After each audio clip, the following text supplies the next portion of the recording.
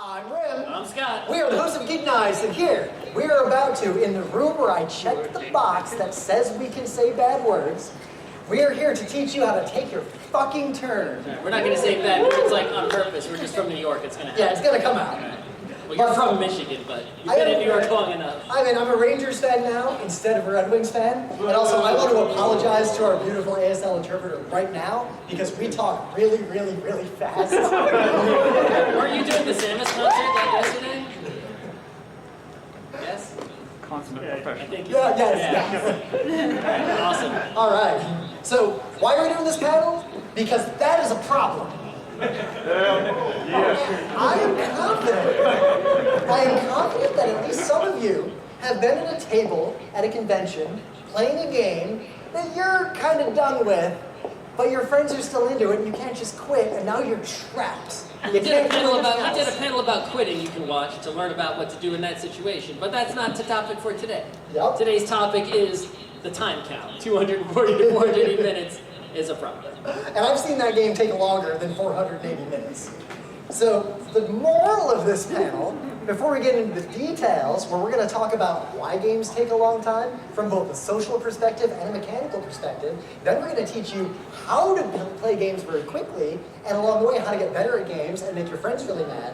But the moral of this is, don't waste your time, just in general. If something's not fun, don't do it. If something's not enriching your life, walk away from it. If this panel sucks, get right out that door. No one's keeping you here. Yeah. When I was a kid, I had a kid brain.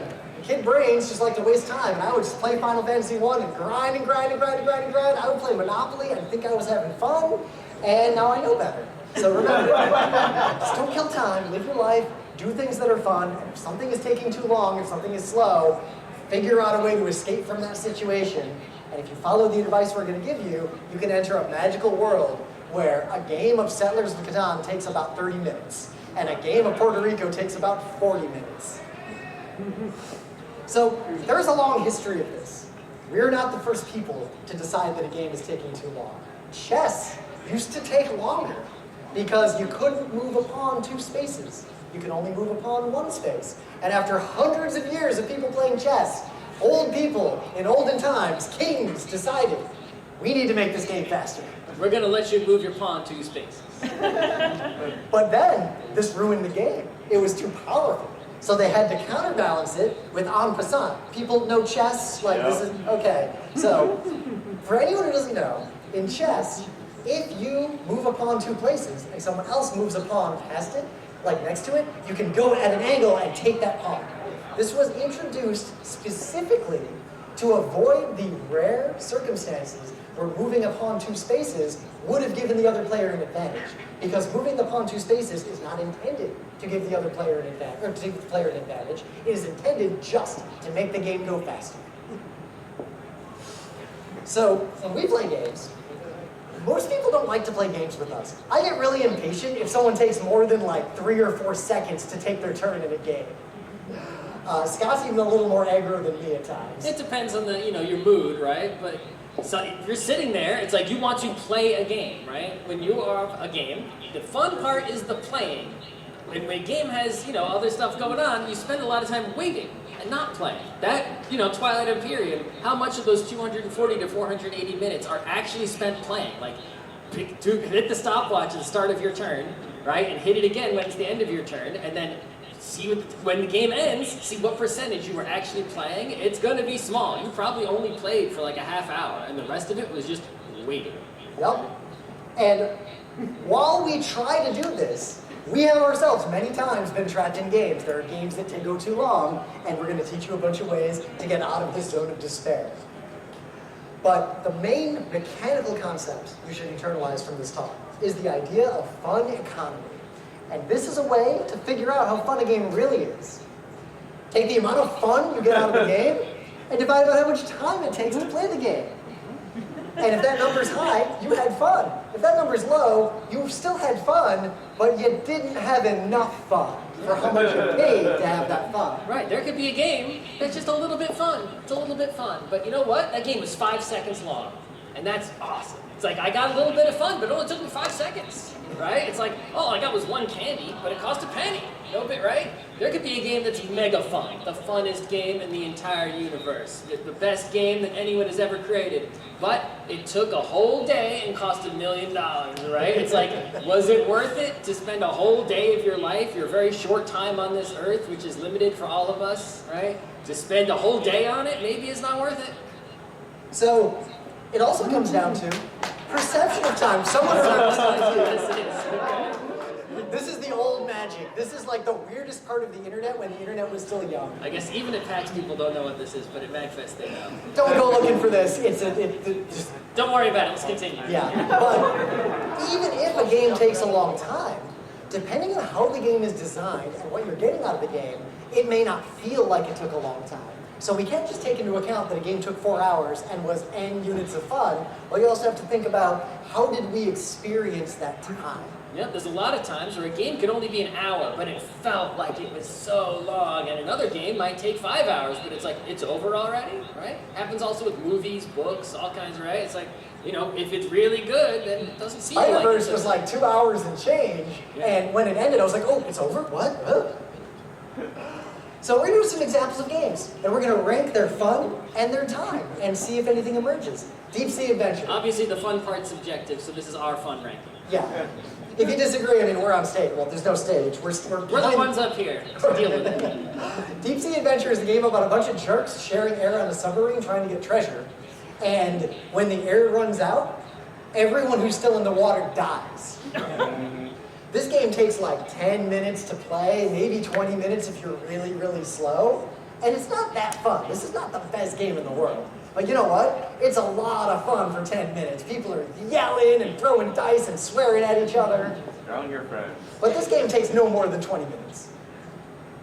Meanwhile, a game we like, 1846, The Race for the Midwest, like, I gotta get a tattoo of some suspenders, I gotta grow a beard, I gotta start train spotting. This ain't even the longest train game. This is probably the easiest train game. But yeah, this game, at least for us, we love this game, right? I've replayed this a whole bunch. And you know what? It really, really helps to play the digital edition on the website 18xx.games that makes it go a lot faster and a lot easier because playing it in person takes a long time. Minimum 4 hours unless you are like so on point. Right. But if you play with a computer and people who know what they're doing, maybe it only takes an hour. And then it's like such a good value for the time you put in. Now us, if anyone plays these games, it takes us about 20 minutes to play one of these start to finish with the app if we're all playing at the same time. So that's about what the advice we're going to give you is going to let you achieve. Turn a 4-hour game into a 20-minute game. But the thing about this, even though it's way longer, and its fun economy could be lower than a really short game that's kind of fun, it is objectively more fun. It does things that this tiny little game can't do. I mean, there's only a few pieces, that's the whole game. There's a lot of stuff going on there. That's just a corner of the map, and we haven't even shown you any of the pieces. Wait till you see the stock certificates. But the point is, some games are gonna take a long time, but they cannot bring certain things to the table, get it? Unless they have the time to let you engage with those things. So shorter games aren't just better. Then there's games like Monopoly. Monopoly is a little bit fun. Like there's a little bit of fun in Monopoly, especially if you play with the real rules. Every now and then you feel this weird urge, like, I want to play Monopoly, like I want to eat McDonald's, like I want to eat this garbage. And for the first bite of a McDonald's burger, you're like, hell yeah, hell yeah. But then the second bite, you realize you made a mistake. Yeah! But Monopoly is interminable. Monopoly just doesn't end. Monopoly is a problem. It's a meme that Monopoly doesn't end. So Monopoly has an objectively worse fun economy from all perspectives, even though we can't say that Monopoly is not fun. Monopoly does have a tiny kernel of fun. If you played Monopoly and just said, we will end after everyone passes go twice, and that's going to be it, whoever has the most money wins, instead of changing the end condition to be bankruptcy, that would be kind of pretty fun, actually, and it wouldn't take that long at all. But remember that little nugget of fun, that's going to come back in 54 minutes. Sometimes there's other factors to take into account. We put, what did I call it? Socialization. Trick-taking games. Games like poker. You know, you watch Star Trek TNG and they're sitting around the table and they're playing poker, but really they're just giving you exposition. You do that with your friends. Some games will take longer because that socialization is going to happen. You're going to be talking to each other while you play a trick-taking game. And that's kind of the point. So these games have to do things that slow the game down to give you that time, that downtime, to talk to each other. A super serious game where you have to put in lots of thinking and really concentrate and keep lots of things in your head is not the good game to play like at ye old pub, right? Where everyone's getting wasted. It's just not going to happen, right? So if your goal is to socialize and you just need sort of like, you know, your game is not your main activity. It's more of like a seasoning on your socialization, right? Maybe you've got a Jackbox up on the TV while everyone's hanging out at your house, right? That's not your primary focus. I guess it could be. But don't play Jackbox competitively, seriously, you're not going to have a good time. It's a seasoning on your socialization aspect. So in that case, you know, the time the game takes really should just be equal to how long you want to socialize. But also, this, you know, we said just because the game is short doesn't mean it's good by these definitions. It also means just because the game is long doesn't mean that length isn't bringing something intangible to the table. Then there's games like Root. Root is like this very finely tuned machine in that it gives you all the fun of one of those really complex asymmetric war games, but it's distilled to the point that you can finish it in a reasonable amount of time. Your beard won't grow that long during it. Yeah, I think the reason is, and this is sort of like the knife fight in a phone booth mentality of a lot of games these days, is where if you look at, you know, war games in general, strategy games, they tend to have like these build-up phases, right? You start with very little, you recruit your units. Think of like an RTS, right? You start with nothing. You build a base from scratch, you build up, and then you fight, and then it goes down. This is like they start you all the way at the top, right? And then you fight and it's over. So you skip that whole build-up phase, and that's what cuts a lot of the time out of the game, but you still have all the meat of the game because it's not anymore, it's not less complex, it just removes all the setup. It's not really any different than letting the pawns move two spaces. But there's a reason why Root got talked about and is still talked about constantly. Like, it's so big, is because it is a very rare game that is so well designed to bring so much to the table in such a relatively short amount of time.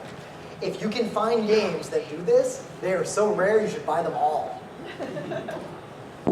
Now, I don't actually know which game this is. I literally, like, 8 years ago typed, quote, Grognard War Game in Google image search, and that was the first result. But I want to point something out. That Grognard War Game does bring a tiny bit more fun to the table. In that, it does do more than Root. There is more going on. You get to interact with the pasta ration. I don't think anyone knows that game. No. But just because it brings more to the table, this is where you have a diminishing return. This game does do some things that you cannot get out of Root. And if you want those things for your fun, you have to play this game.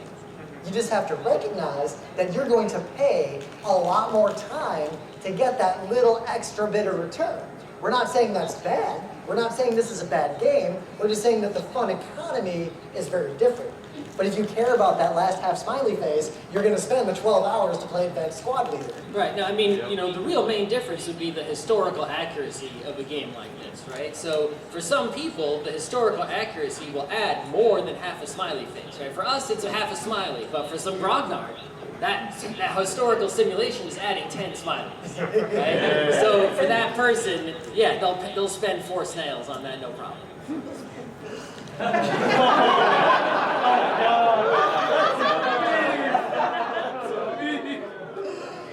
So, this is a joke game. Go Google about the details of this game and you'll learn a lot. The campaign for North Africa, there's a whole funny story behind it we don't have time for. But some war games, other than the jokey ones, turn into lifestyle games where they consume your entire life. Like, you'll play them over the course of a month.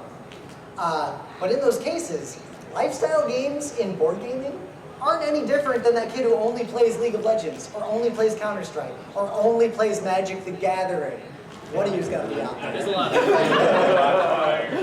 it's fine to have a lifestyle game, but you have to remember that sale is going to eat your entire life. I think the difference is a lot of those other lifestyle games you mentioned, each instance of them is a reasonable amount of time, whereas for this one instance is the whole life. That's it, you play it once. You can play every game of Magic I ever played in my entire life in the span of one Advanced Squad Leaders. With time to spare, yeah.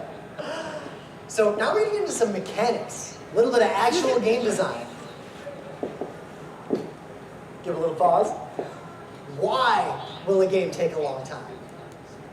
Well, it's either the player's fault or it's the game's fault. There's some third party involved we don't know about, right? It's like, some sort of evil demon that's like sneaking into board games and making them long. yeah, but I've noticed this trend is that, you know, in the community, people tend to always blame the player for like everything, right? Yep. There's this real hesitance to blame the game for absolutely anything that's bad. They're like, oh no, the game is good, right? The game can do no wrong. It's always the player's fault. And you know what? That's not true. We got to cut that out, right? It's like, you know, you might be mean to game developers. They worked hard on their games, right? They got them published. That doesn't mean they're perfect. Nobody's perfect. People publish games that have problems, that have flaws, and as long as your criticism of them is fair, then it's like, and you're criticizing the game and not insulting the person, you got to go with that. Yep. Right? But think about society. Cars kill a lot of people, and most people are bad drivers. But at the same time, how much can we blame the bad drivers versus requiring people to drive in the first place? This is a crowd that's getting anti-car. That's right. Welcome to the War on Cars MAGFest, all right? So go. Monopoly, the game is at fault. The game is 100% at fault. There is nothing the players can do to make Monopoly faster except not playing it. Well, hold on. So first of all, in Monopoly, sometimes the players are at a little fault because they are not playing according to the correct rules, right? Most people, they do some BS, they throw money down on free parking, which is not in the rules, and that injects more money into the economy, which means it takes longer for people to go bankrupt because they have more money, which means the game takes longer. So don't do that. But that's that little bit of players there, right? Most of the blame is on the game. Even if you play Monopoly according to the correct rules, to the letter, with no weirdness, no cheating, no nothing, it takes a long time because the end condition is everyone going bankrupt, except for one person. Even though the game has already been decided about 3 hours before that actually happens, right? It's like, Rim, you've got Boardwalk, you got the Park Place, you got all the yellows, you got all the reds, you got a fortune, right? And you got hotels on everything. We know you've won already. But yet, you are not the officially declared winner until I actually land on those hotels like 5 times, and that's gonna take how long, right? The rules of the game are causing it to take a long time. If you simply change the end condition in the rules, the game would take a reasonable amount of time. So let's look at a different game. Let's look at NFL football. Football games end when the timer runs out. Unless there's overtime, in which case it ends after a little bit of nonsense. After the timer runs out. But the point is, the game ends when it ends. Anyone can win a football game until the game is over. And the microsecond, the win chance has gone from 0.1% to 0%, football ends. Either because that timer hits 0, or the most brilliant thing in sports history, they take a knee, they give up, or they just take their victory. You could also think of Pong as a great example of a game where the end condition and the victory condition are in alignment, right? You play to 10 points, right? If it's 9-1, you're still playing, right? And then as soon as someone hits 10, immediately game over, right? There's no like garbage time hanging around where we already know who won, but we have to keep playing. So now we've talked about a game design concept. This will be very useful to you. The concept of bushiness. This is from a book written by Richard Garfield and 2 other people whose names I forget offhand. I'm sorry, I apologize to them. Richard Garfield. You're not as famous, I'm sorry. Magic the Gathering guy. Characteristics of games. If you want to skip our panels, read that book. That is like Board Game Design 101, the textbook. It is brilliant. But he develops the concept of bushiness. And rather than giving a nerd definition, because you're all going to fight about it, I mean, if we want to talk about what a game is, but we're going to be here in a while. But bushiness is defined as, we speak of a game tree as being sparse if there are relatively few choices for the players to make. A game is bushy if they're relatively many.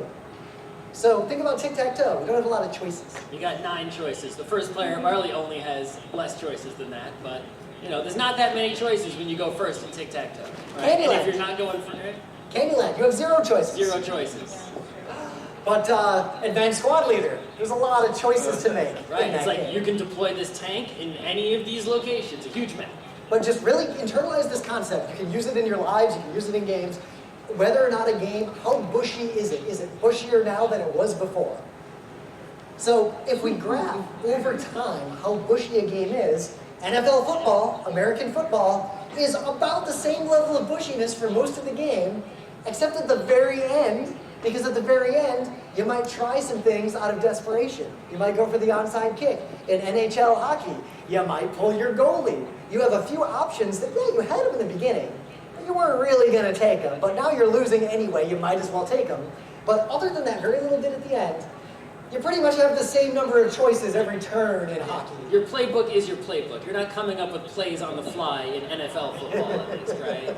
Those are your choices. You practice them in advance. You can't do something you didn't practice. You're just going to mess it up. Now that's what happens in Monopoly. You start out, you roll the dice, and you have very few choices. Do I buy this property? Do we auction off this property? As it goes around, do I trade? Where do I invest? Where do I build up hotels? But then someone won. But the game's not over. The bushiness for everyone went to 0. All you're doing is rolling your dice. There are no more decisions to make. And that is where that zone of despair is. What about a tabletop miniatures elimination game? One of those big war games with a lot of pieces like chess. Warhammer, right? It's like you start out, you have this huge army full of dudes, and they're all fighting, and different dudes can move in different locations. You have lots of options, right? Which dude moves first? Where do I move them? What ability do I use? And over time, you don't get more dudes usually. You're just losing dudes, and losing dudes, and losing dudes. So eventually, at the end, the only decision you can make is, what do I do with my one remaining dude? Left or right? Yep. Right? And this is a pattern. This is a common graph in many games. And this is a relatively good graph because as the game gets less pushy, turns take less time.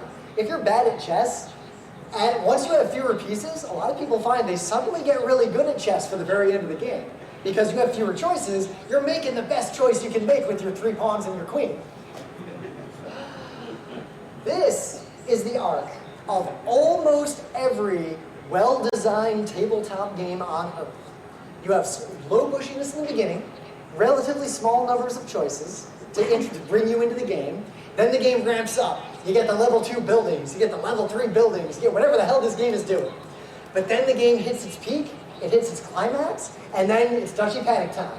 You're going for those last victory points. You're trying to build your stone building at the end. Whatever it is you're doing, the game reduces the complexity at the end, which reduces the time people take on their turns, which allows the game to end. You think about something like Dominion, right? A deck building game, if you haven't played it. It was basically kind of the first one that really mattered. It's also the best one still to this day, and I'll die on that hill. It's pretty high up there, yeah. But you start out with a very simple deck of cards, and you add more cards to the deck, and suddenly, right, in the early game, you only have a few things you can do. Then, once your deck is starting to fill with powerful cards, you have lots of complex turns where you can really crank this machine, play lots of cards, do cool things. But then, when the game end condition starts getting closer, all those things don't matter. The only decision you make every turn is buy as many victory points as I can. Right? And all those other decisions are gone, just buy victory points, then it ends. In our group, we call that the DPT, the Dutchy Panic time. That's when you look at the board and you're like, game's gonna end, and you just start buying Dutchies.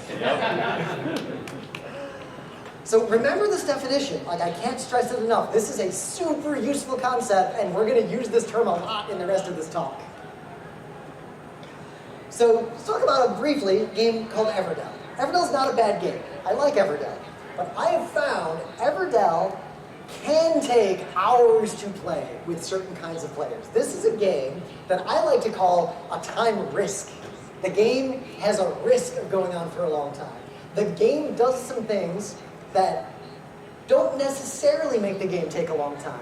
But if the game is doing these things and the players behave a certain way, then the game's time will explode exponentially. And what it's doing specifically, Wingspan is the next one we'll talk about.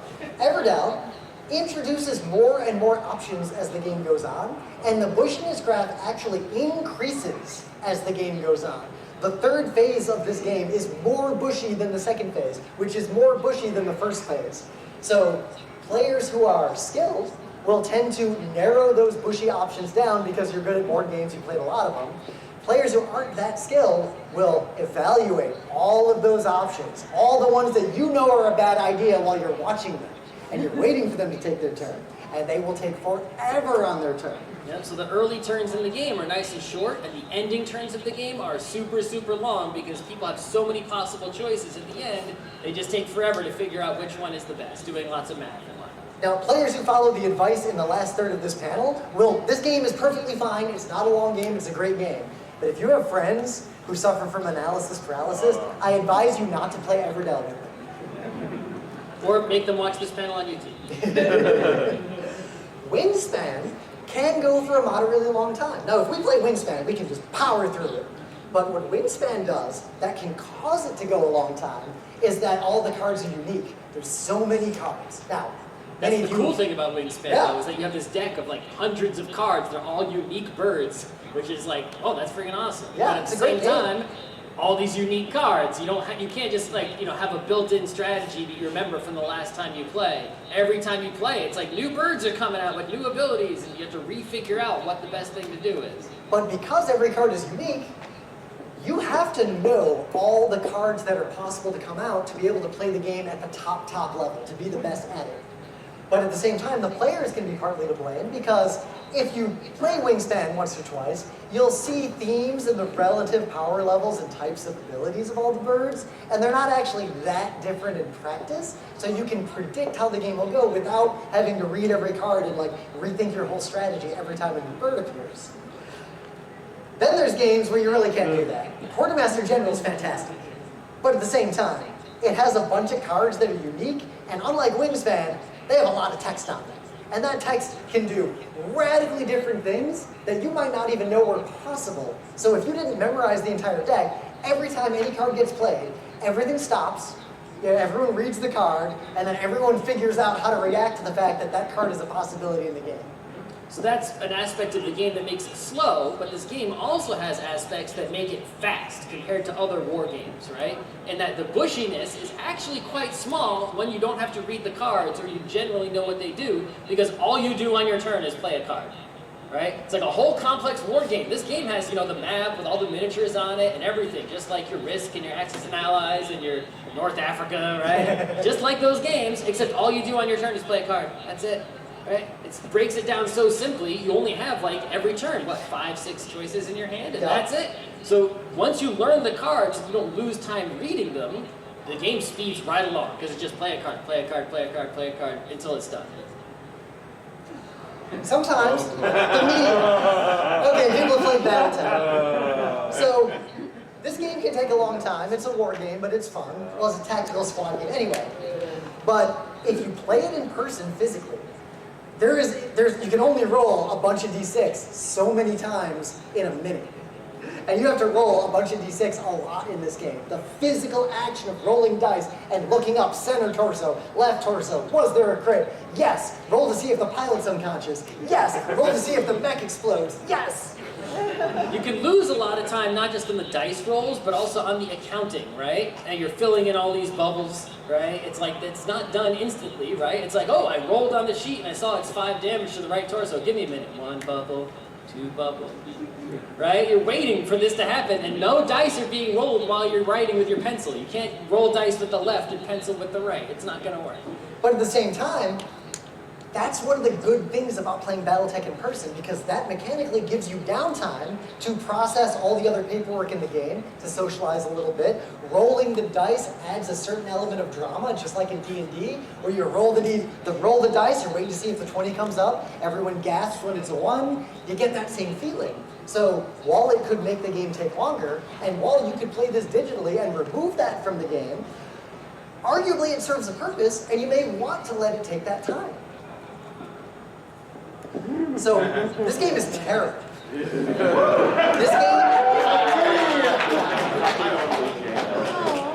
This game is best played by flipping through all the cards and reading them because they're funny and not actually playing it.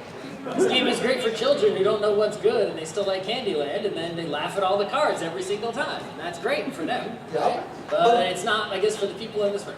But why does this game take so long? Because this game should be very quick.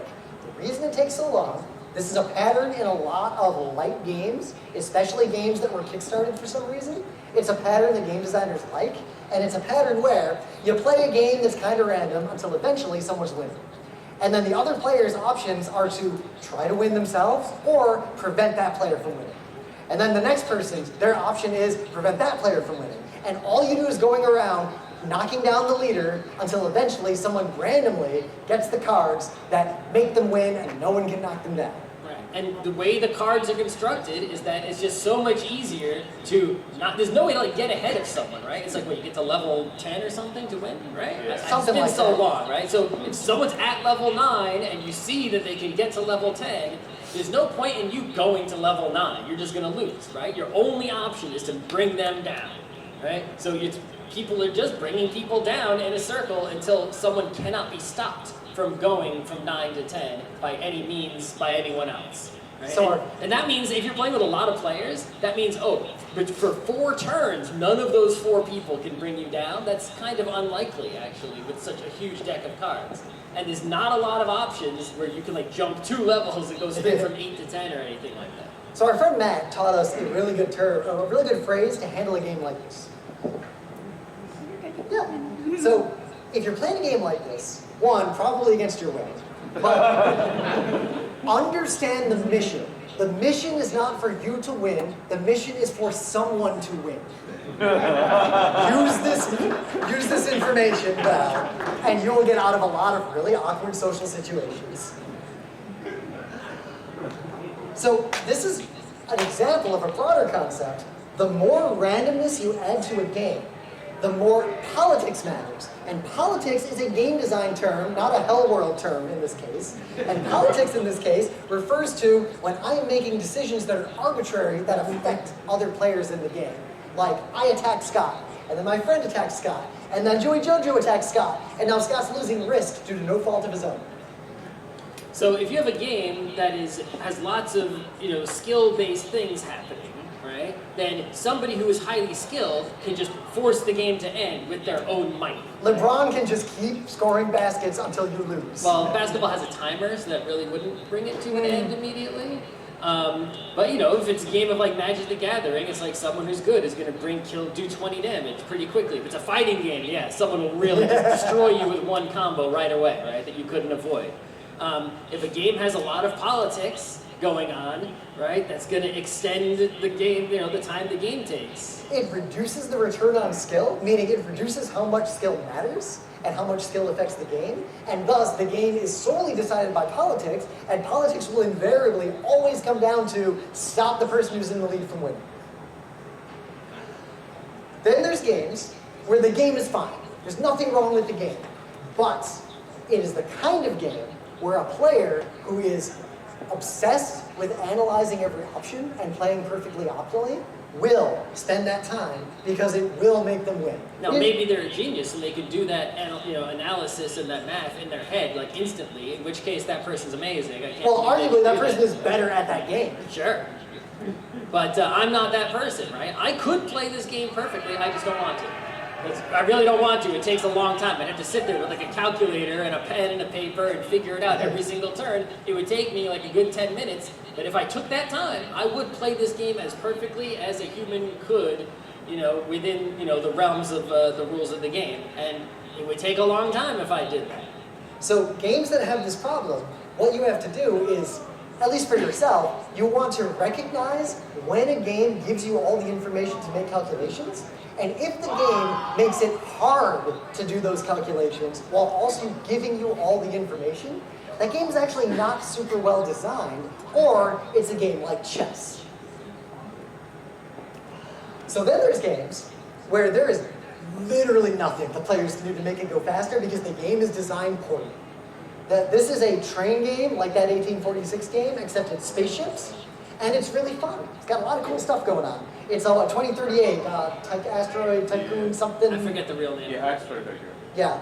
The problem with this game is that the way you interact with that mess there to figure out how much money you get when you ran a space train through some space stuff is basically like an NP hard problem. In that even computers cannot do it efficiently. You're basically saying, with these trains and this much fuel, what routes can I take to pick up the most resources in space? But you flip them over as the train drives. And so it's like you can't, in the other train games, it's actually, once you know the rules, pretty easy to figure out this is the most money I can make with my trains. New York to Chicago, and then New York down to Philly. That's the best I can do, right? And this game doesn't work like that. So every single turn, you have to, the rest of the game is fast, and then it's super slow. There's one part figuring out how to run your space train. And the point is not deciding how to run your train, it's figuring out how to run your train. And it gets even worse because the main problem, some games, you can kind of think about what you're going to do on your turn while someone else is taking their turn. In this game, you cannot make any decisions until everyone else has taken their turn because they are all changing the board that you're solving this hard computer science problem inside of. Super political games. Doom does not take long to play unless your friends decide they're going to spend forever arguing about the alliances. If a game has social fighting, or even Settlers of Catan, if people just want to debate and trade and argue forever, the game will take forever. And you just got to clamp that down. But the game itself, the core mechanics, are not causing that. You and your friends are. Super asymmetric games, which Doom also is. Good games. Root is one of these. If you have a game that's super asymmetric, that's fine. But unless every player knows how every faction works fully, you're going to waste a lot of time looking at everyone else's board and rules and trying to figure out how everyone else plays. That's why Root takes like 4 hours the first time you play it, and then once you've played all the factions a bunch, it takes like 30, 40-ish minutes. And then there are the games that just are mechanically confusing and have so much going on that you will not be able to internalize the state of the game at a glance. This is a game called John Company that actually has a very much streamlined, better designed sequel that is worth playing. The original was worth playing, it was fun, but nobody can look at that board and understand the state of the game quickly. I think the biggest problem in the game is that, this one, there's so much stuff going on. There's like campaigns to go to India to, colonize and do evil, right? There's all, right, and the goal of this game, all the victory points are just marrying people. Right? It's like, who can you marry into your family? Those are the victory points. All this other stuff that seems completely unrelated, right, is taking up most of the board space and confusing you. When all you're really trying to do is make sure that your son marries the best person who's worth the most points. But the reason a game like this, there's a lot of games that suffer from this, they take so long, is mostly that they have a lot of different systems. Usually you play like a trick-taking game, a deck builder, an engine builder. You have these types of games you play where you name them by their primary mechanic. Complex games will have 3 or 4 or 5 very different mechanics all interlocking together instead of 1 or 2 primary mechanics. Not saying that's bad, I love games like this, but those games will take a long time, and very rarely will anyone play them enough to become proficient to play all of those systems quickly. So, I'd have to play this game at least 10 times to be able to be good enough to play it quickly. I played it 3 times. About that many. Yeah. There we go. And then there's games. Actually, this game does something very specific. It does not give you good enough heuristics to understand how well you're doing unless you have become an expert at this game. And again, not saying it's bad because of that, but that will make it take a long time if you don't know how to play and you're trying to win. Right. Now, there are people who've played a lot of Go, or they've read books about Go, or they've studied Go, right? And they put so much time into it that they can sort of recognize patterns quickly. Like, I've seen this pattern before, and in this pattern, I'm going to put my piece here. If you've never played Go before, you can learn the rules super easy. It's literally just, you're either black or white on your turn, put a piece anywhere that's free. That's it. That's the rules of the game, right? There's really no illegal, almost no illegal move of where to put your piece if it's an empty space. So it's like, hey, but you got so many choices, right? The bushiness is decreasing because the board is filling. That's good, right? But how do I know what's a good place to put my stone is such a difficult question that only computers have solved it to this point, and even them not completely solved it, only just better than humans solved it. So D&D, and many RPGs like it, all do suffer from one fundamental problem. They tend to have you roll dice a lot, but the impact of individual die rolls don't necessarily matter that much.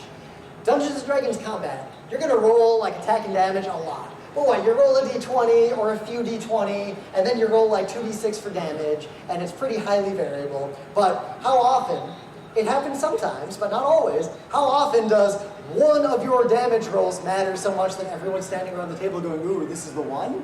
It's the one. Most of the combat in D&D is a lot of busy work getting you up to the moment where something interesting happens that changes the narrative. And people, oftentimes, they talk about which parts of these role-playing games do they like. They like the role-playing part, usually, right? I mean, guys, some people like turn-based combat, but if you actually watch a D&D session that's being played according to the rules, what percentage of the time is being spent on turn-based combat, and what percentage of the time is being spent on role-playing? It's mostly turn-based combat. It's just a turn-based combat game. That's what's happening. You're moving dudes, slash, do 5 damage, right? It's, it's like you're grinding out, random encounters in Final Fantasy. The same thing is going on here. Some people like that, but that takes a long time, right? Other RPGs are fundamentally different from D&D. I've seen it on the schedule outside. There's at least 2 or 3 panels about that specific topic. But yeah. Like, think about a sword fight in any edition of D&D, but it was way worse in 4th edition and 3rd edition and 2nd edition. You roll dice a whole bunch, and then the fight's over. In a game like Burning Wheel, if you're gonna have a sword fight, you roll dice once, and then somebody is bleeding, and that's a big deal, and that's the end of the fight. So now, the last 20 minutes, we are going to teach you a bunch of ways to be very fast at games. Right, now why would you want to go fast, right? It's like some people might say, we've done this whole panel basically with the assumption that faster is better, right? But the thing is, it's like, why? Maybe you like playing games slowly. You don't care that they take long, even if you're not even taking your turn, right? The reason you want to go fast is because you want to be a jerk like us, right? You want to get frustrated when other people are slow, right? But no, the real reason to go fast is number 1, if you play faster, you can play more games. Wouldn't it be better to play 10 games in a day instead of 5, right? Or 1. Yeah, or 1. Number 2, if you play faster, you can get better at games, right? When you're practicing is how you get better at things in life in general. Every time you play a game, you get better at it. If you can play the game 10 times a day instead of 5 times a day, you will get better at it twice as fast because you've played it twice as much, right? But yeah, and also you'll waste a lot less time in your life. If you're only planning to play 5 times, maybe there's like a tournament or something, everyone can go home from that tournament in time for dinner instead of being stuck at the game store until midnight. Or you're at, say, MAGFest, and you're seeing friends you only see once a year. You'd really like to play more games with them, or get away from them because they're playing Munchkin and go play something with fast food. So we have another talk. It's called like How to Win at Games, which has a lot of these concepts, but it's focused on winning and being good. This is focused primarily on being fast. There is a lot of overlap between the two, but not necessarily. So one of the most important things you can do to be fast at games is to recognize when something is arbitrary and not sweat it if it's arbitrary. Yep. Now, what arbitrary means, right? Like rock, paper, scissors, right? Which one is the best choice? That there isn't. It's arbitrary, right? It doesn't matter which one you choose, just decide. Right? Yep. So we have an exercise we're going to go through together. You don't need to know the rules. This is a game called Hiroshima Hex. You don't need to know anything about it, except I'm going to put that purple hex somewhere on this board. How many options do I have? That's a question we're going to ask. Now, I hope that is an easy one, because the answer is 4. Now you might think, oh, but wait, I could put it on the left corner instead. No, that's the same thing as putting it in spot number 3. Yep. Those are the only choices you have. So if you are agonizing about top or bottom, you're wrong, you're the problem. Now, this might be a facile example, but symmetries exist way more often than you think they do. So let's place our time. Now I'm going. If I am placing another tile on this board that already has a tile on it, how many options do I have? 3. 2. Ooh. Well, people said low numbers. They're learning low quick. numbers. The Smart answer MAGFest. is 3. Because again, every other option is just a reflection of one of the other spaces. Every one is equivalent, every 2 is equivalent, every 3 is equivalent. Even when there's 2 pieces on the board, there are still huge symmetries. How many options do I have now to place that piece before we even get into what direction to rotate it? So those are all the places I can put them, or put it. No, it's a lot more options because now the board is no longer super symmetrical, but there's still symmetry there. I can right? still eliminate a whole bunch of them.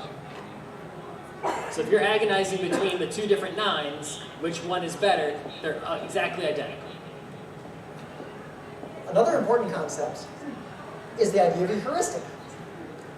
Use an example I've used at every panel we've given in like more than a decade. Humans cannot do differential calculus in their heads very quickly. Most of us can. Yeah. I can't do it, period. If anyone here can, raise your hands. We're going to have a fun time.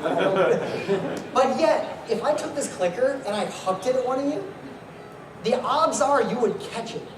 You could catch it without thinking, without even, you'll just catch it. It's like a thing humans do. Or at least it'll hit your hand, or you'll block it or dodge it or something, Yeah. right? It's like You'll at least recognize that I threw it at you.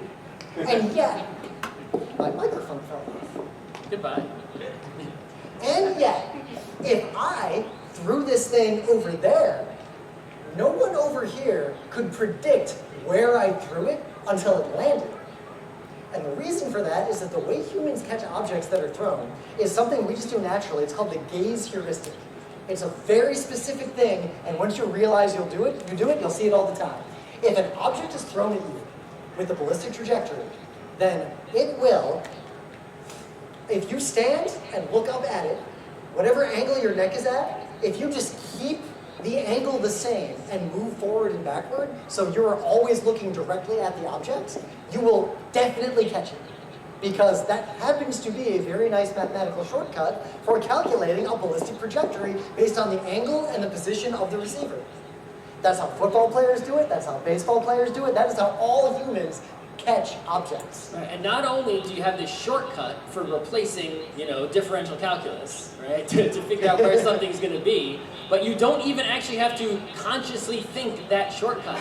It is in your muscle memory. It is unconscious. Your body is programmed to do this thing, right? So heuristics give you 2 levels of getting faster at board games. Number 1, if you can find shortcuts, right, to calculating things without actually having to fully calculate them, just to get estimates or very good approximations of things you need to know. And B, if you can add those to your muscle memory instead of your conscious memory, you'll just take your turn without thinking, right? You see, your brain just sees a pattern on the chessboard and your hand just knows where to move the next piece. You don't even have to think, oh, that was that pattern. You've just seen the pattern so many times that it's like ingrained somewhere in the back. I don't know, it just happens. Now, it's a little bit beyond the scope of this talk, but that is how consciousness works in brains. That's how your brains work. That's how mammals and avians work. That's how most organisms work. Because they're shortcuts. They're lossy, like an MP3 compared to a WAV file. If that ball has a little rocket in it, it's going to hit you in the face. If there's wind, well, your heuristic didn't take that into account. Heuristics aren't good. They're just good enough for most circumstances. There are 2 kinds of heuristics in games. Positional heuristics are where you figure out how well you're doing and who is winning. Who is in first place in a game of Mario Kart? Is it the person who's currently in first place? Is it the person who's currently in second place because the blue shell exists? Is it the person currently in third place who's hanging right behind the person in second place to get better item? You can see these get more and more complex, but you're using fuzzy logic in your brain to just keep track of who's really winning. Settlers, some specific positional heuristics. Level 1 heuristic, who has the most points? Obviously, whoever has the most points is winning. There's another heuristic. If you want to spend a little more time to refine that heuristic, who is close to having longest road, but doesn't have it yet? Who is close to having largest army, but doesn't have it yet. They have like 2 soft points that aren't reflected in the official scoreboard. But you might use a little system to keep track of that, to know who's really winning and make decisions accordingly. The other kind of heuristic are directional heuristics. These are shortcuts, not for determining who's in what position, who's doing better, right? It's a shortcut for how do I decide what to do on my turn, right? How do I decide whether to use the stone bridge or the rickety bridge, right? Now, not using heuristic would be something like, well, I'll go and I'll test how much weight each plank on the rickety bridge can hold, right? Or I'll send a drone to go and spy and see what's doing in this spooky caves at the end of each bridge, right? That's not using heuristic, right? Using heuristic is, I'm just gonna go with the one that looks more stable. Yep. So, in say, a trick-taking game, an easy directional heuristic might be, in the game of poker, if I have a full house, I'm gonna continue to bet. If I have nothing, I'm just gonna fold. Actually, if anyone's from Michigan, if you're playing a game called euchre, a heuristic that I follow pretty strictly is if I'm dealing and I see a bower, I pick it up. And if you don't know what that means, I'm sorry I'm from Michigan. But think about the games you play. You probably are doing this without even realizing it. You are using very simple rules that you have built over time from playing games. If I see a certain kind of monster in D&D, I fight a certain way. If I see a certain situation in Everdell, like I buy that card or I don't buy that card. There are extremely interesting directional heuristics you can memorize. In fact, there's a chart for risk. This is from a Business Insider article many years ago. There is a rule you can follow that is very easy to memorize.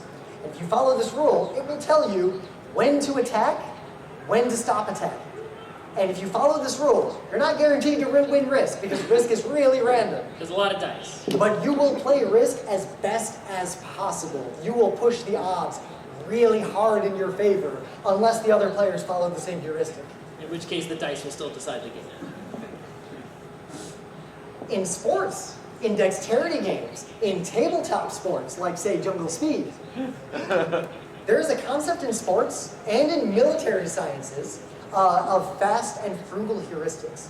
Not all of these heuristics are guaranteed to be the most effective at winning, right? This isn't the winning panel. The winning panel is one we did in the back, right? This is the fast panel, right? So a good heuristic, such as take the first. Choose the first option that comes to mind, right? It's like, is that going to be the best option? Maybe not. Depends on your mind. But you know what? The game will go faster, right? And if you just keep playing the game and you play the game quickly and you just do the first thing that comes to mind, you're going to have enough time to play the game again and play the game again. And you'll learn from the experience of playing the game several times quickly. So by the 5th time you play the game, the first thing that comes to mind might be the best option. Or you won't need to do the first thing that comes to mind because you will now have learned what the best option is and your heuristic will have been developed, right? But if it's the first time you've played the game, you're inexperienced in it, use some of these techniques, right? Oh, the one that you understand the most, right? You've got an option that you understand a lot, you know what the rules mean, and another one that's kind of weird over there. I don't understand that very well. Weird science buildings versus there's just crystal skulls worth victory points.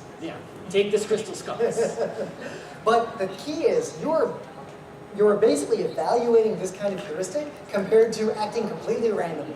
So if you're playing a game, the fastest way to play is just cat paw, hitting the table, move things randomly, do whatever. But these will almost always do better than random, and they'll be just as fast as random.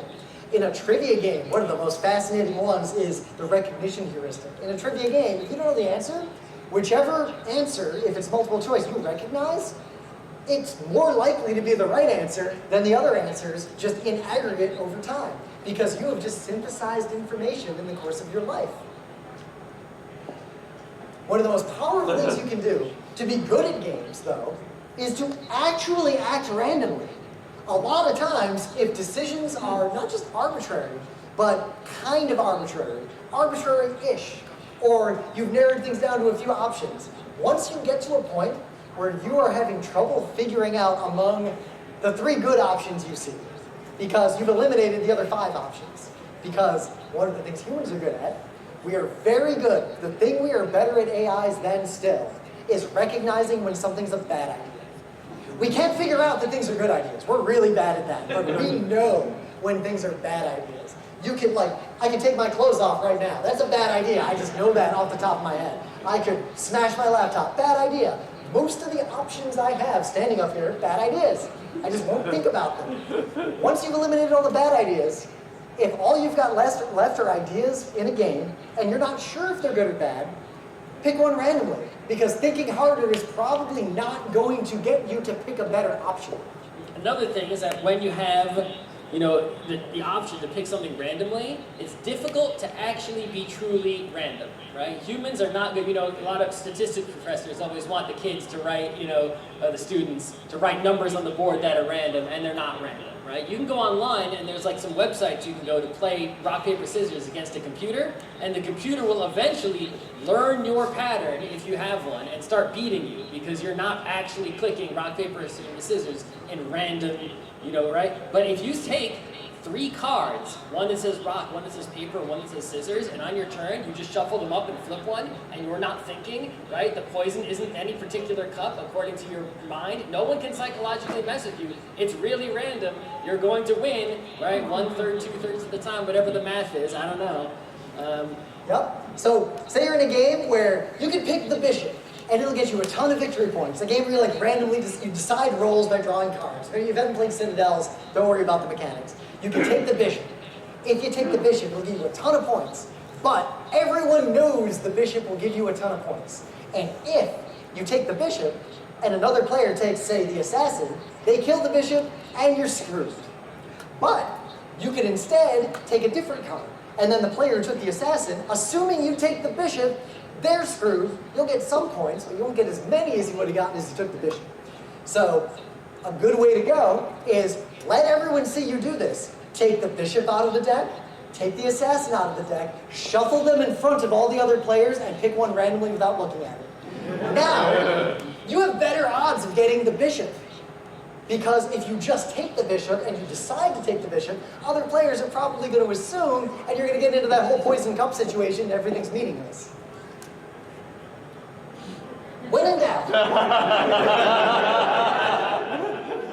Now, we said left specifically. You want to do things before someone, not after someone. Right. In most games, you play clockwise, right? There are games that play counterclockwise, but most of them, you play clockwise. I go, then the person to my left goes, and so forth, right? So if you have a game, let's say the game has 3 ways to score victory points: wood, sheep, and grain, right? Well, if the person to my right is going all in on the wood strategy, I can see they got a lumber mill already, and a sawmill, and a lumberjack, right? If I start doing wood strategy, they're going to take all the wood because they go before me. And then on my turn, I'm going to look at the board, there's no wood left. All right, that's going to be a bad idea. I look over at Rim on my left, and I see he's going all in on grain. He's bought a bakery, and he's trying to get some seeds to plant grain. Go all in on grain. Now Rim doesn't have any grains, right, when it comes to his turn, going to the left. Meanwhile, I got a whole field. I'm plowing, I'm reaping, right, I'm baking, bread is going, it's hot. But even better, you may not win, because if you sit at a table with a bunch of super skilled players and you pick a player, just do whatever they're doing, you're not going to win, but you'll probably come in second place. And you'll be going through the motions of what an expert player was doing, and you're going to start to learn what they were doing. You're going to learn the game a lot faster, and you're not going to hold everyone else up along the way, which leads to one of the most important pieces of advice we can ever give you. Lose games. Losing games by moving quickly is the fastest way to get faster at games and win games. So games like Yahtzee, trick-taking, all these little mechanics that'll be inside of a bigger game, get really good at the core versions of those games. If you just play Yahtzee online until you play it perfectly, which you can do, humans can play Yahtzee mathematically perfectly without a lot of practice. Any board game you ever play, you'll look and you'll say, wait a minute, that's just Yahtzee.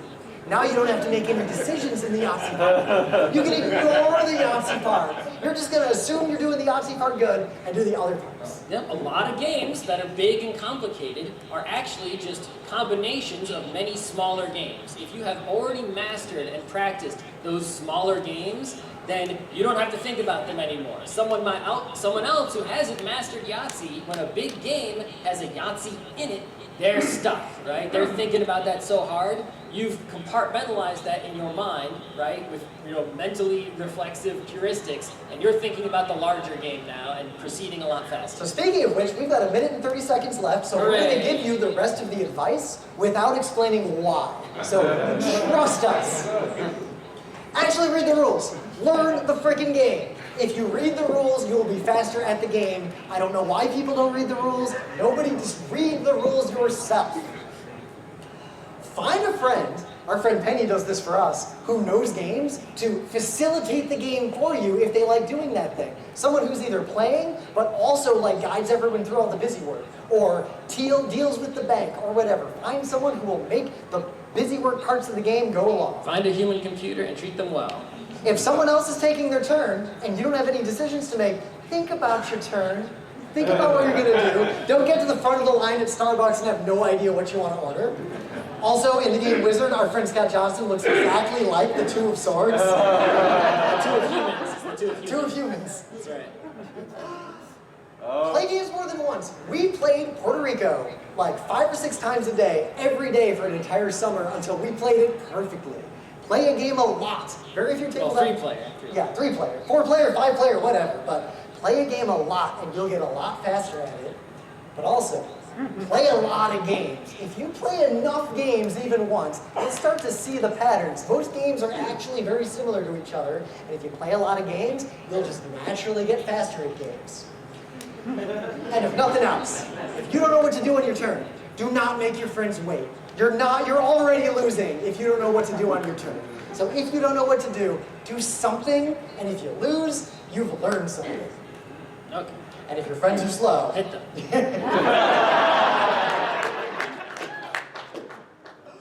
or just play a different game. Too many people don't want to blame the game, right, for being slow. But as we demonstrated to you, a lot of times the slowness is the game's fault. And a lot of people, especially when they just drop $50 on a brand new board game or more, don't want to blame that game and accept the fact that it's not good or it's too slow. It's like, listen, don't go trying to do house rules. Don't go trying to blame your friends for being slow. If it's the game's fault, just don't play that game. You can stop playing right in the middle, sell it, do whatever, donate it to a museum, library, museum, and play something else that isn't slow as balls. I hope this was enjoyable. Enjoy the rest of your MAGFest.